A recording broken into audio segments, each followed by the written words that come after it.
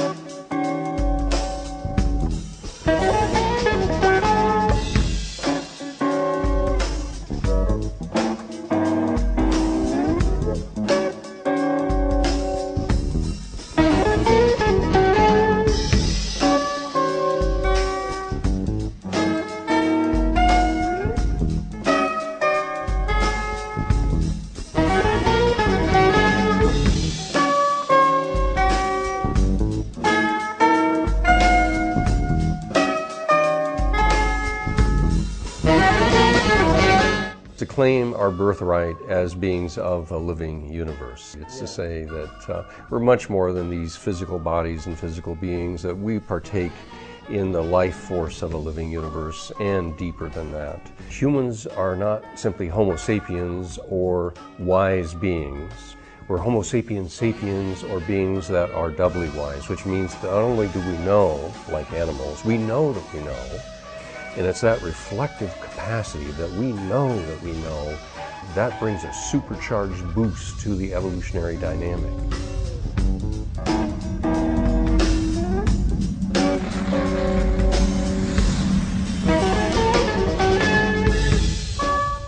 I'm talking about creating something new together through the art of communication, but you're literally creating something new in consciousness. You couldn't do necessarily by yourself. It depends on it. The evolutionary development depends upon communication itself. Hi. There's been a focus on the new being emerging through sitting together and speaking.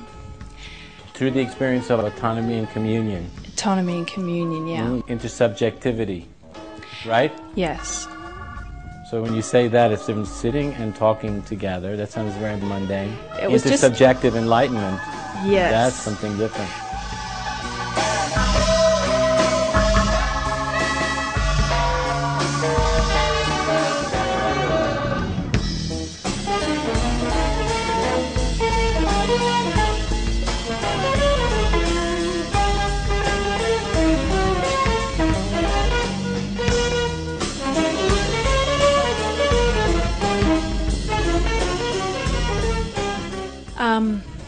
Just from the sense of being here, action seems an important element. Well, okay, the interesting thing is the active dimension here.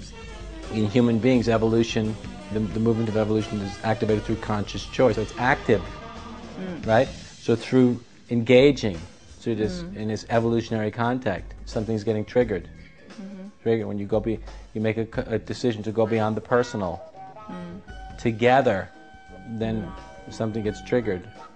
And then there's a leap into another dimension. Yes. Then this extraordinary evolutionary potential reveals itself. You're looking beyond personal awakening to our collective awakening. And that joy, that aliveness, that interest in life then extends beyond my own personal discovery and awakening to the chemistry of us growing together.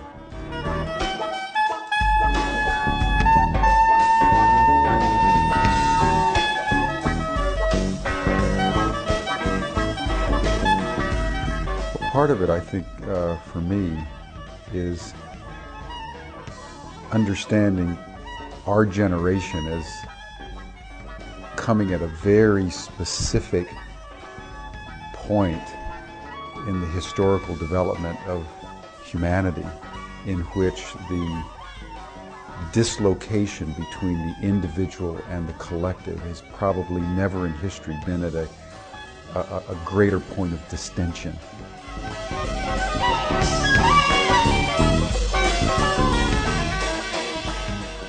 Because real communication is actually a creative process at the highest level of human potential.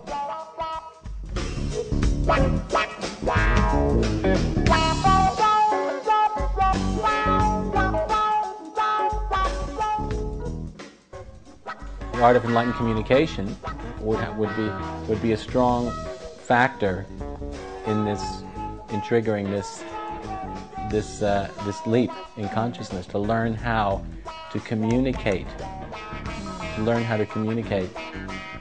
for different reasons, right? From a different place in ourselves, right? At a different level of consciousness. I saw that when you said the art of enlightened communication, how important that was to learn. It's really important.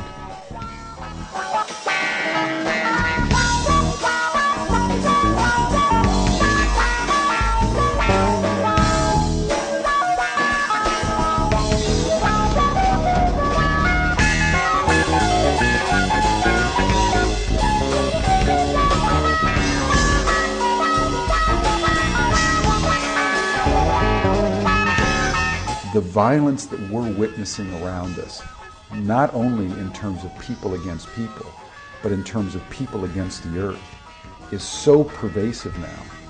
Only a new sense of community will save us. It takes the SARS virus threat, it takes the Iraq threat, it takes whatever the next threat's going to be, goodness knows what it is. It takes these horrible problems to set up the condition for change. And so that's why this is a yeasty time, a time of great opportunity. Thank God for the turbulence, even though painful, because at least a window opens.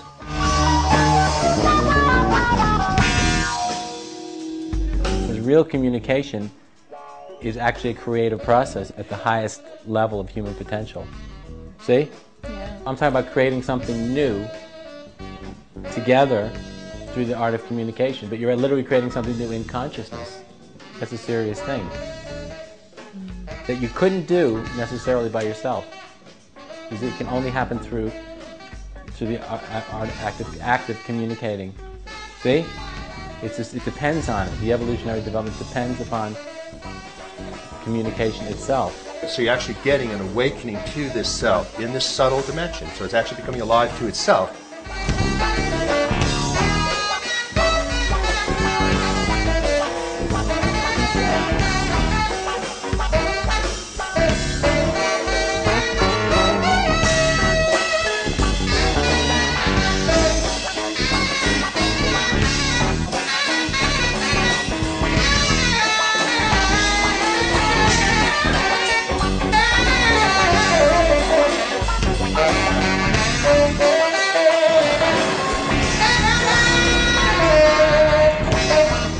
Have to be able to step into making wise judgments. And so you try to say, I'm going to get with the evolutionary impulse. Because the evolutionary impulse, to be a correct judgment, is increasing wholeness, increased care, increasing compassion, and increasing consciousness. And that's the moral compass by which we're making these judgments. Right. And that the authentic self, the deeper psychic, Yes. is the one that's relaying that Right. to us.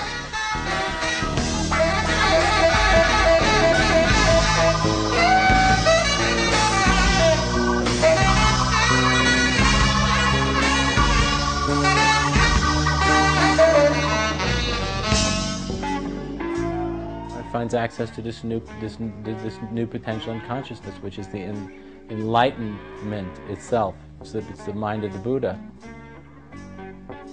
See, and then there's a miraculous miraculous aspect to it.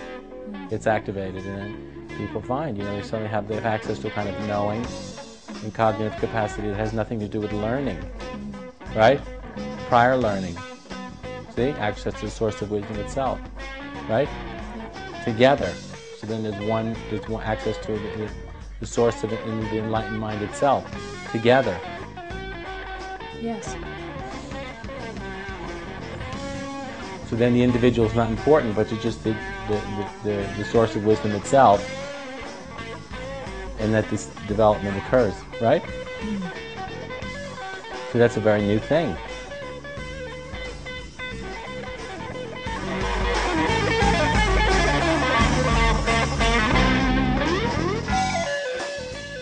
We don't know what particular types of degrees and stages of complexity there will be 1,000 years from now or 2,000 years from now. It might be waking up to subtle light transfer bodies. And the authentic self will then be awakening to that. At that point, that'll be its moral compass. That'll be its moral guide at that point. But right now, in today's modern and postmodern world, it's the evolutionary enlightenment. That is the form of the manifest realm right now. And so if you're not following that grain, the grain of the cosmos is the moral compass. That's the whole point about morality, is it follows the eros, or the grain of the universe. And the grain of that right now is the evolutionary unfolding.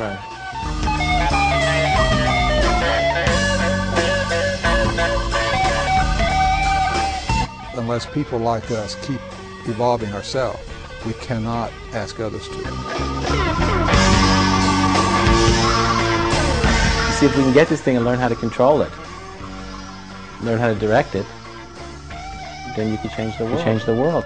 I mean, to some degree, to a small but not insignificant degree, but very small but yet very significant degree. Couldn't we? Yes. Because then you have access to this higher mind. See, together, and then there's all kind of problems we have to find out how to solve.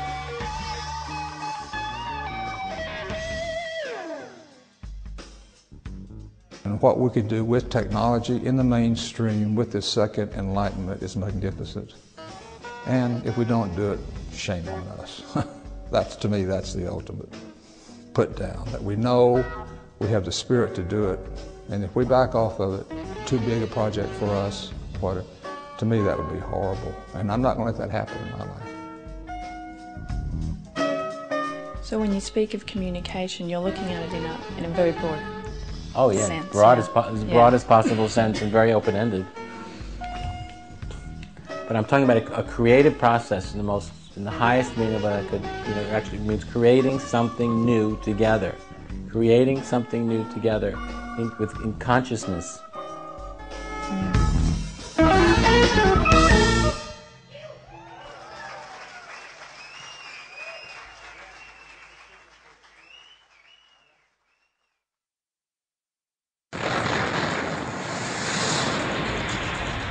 The whole event that we're participating in began about